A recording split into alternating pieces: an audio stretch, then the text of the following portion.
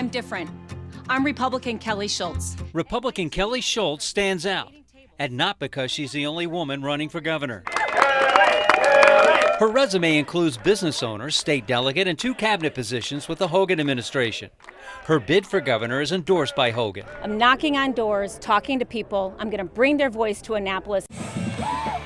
On the campaign trail, Schultz talks about 3 things every day. Safe communities, a steady education system, and an economy that allows everyone to have personal prosperity. Her position on issues are influenced by early life experiences. She grew up north of Detroit, became the first in her family to go to college, but dropped out in her sophomore year after becoming pregnant and getting married. Her family grew.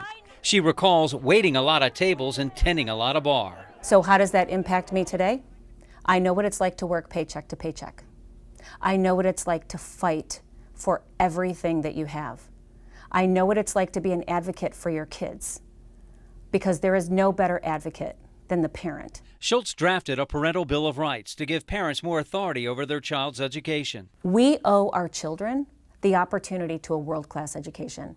So we're going to look at our public charter school laws and be able to make sure that those parents have choices with public charter schools, with P-TECH schools, with different types of career schools. Schultz pledges business owners will have a partner in the governor's office. And it will never be increasing taxes. It'll always be looking at those taxes, taking regulatory burdens out of their way. In the first 100 days in office, Schultz will introduce legislation to repeal the law on the books since 2013, allowing gas tax increases to be tied to the rate of inflation.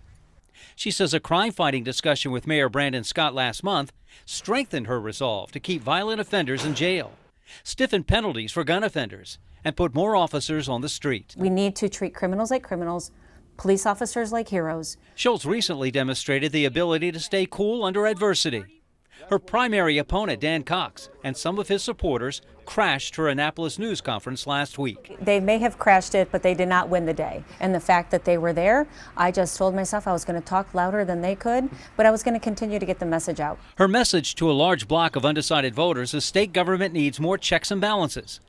She says electing Republicans to the governor's office and to the General Assembly will stop the rubber stamping that go hand in hand with supermajority one-party rule. I have spent my entire life talking about Republican ideals, about smaller government, about less taxes, about safe communities, about good education system, about strong leadership.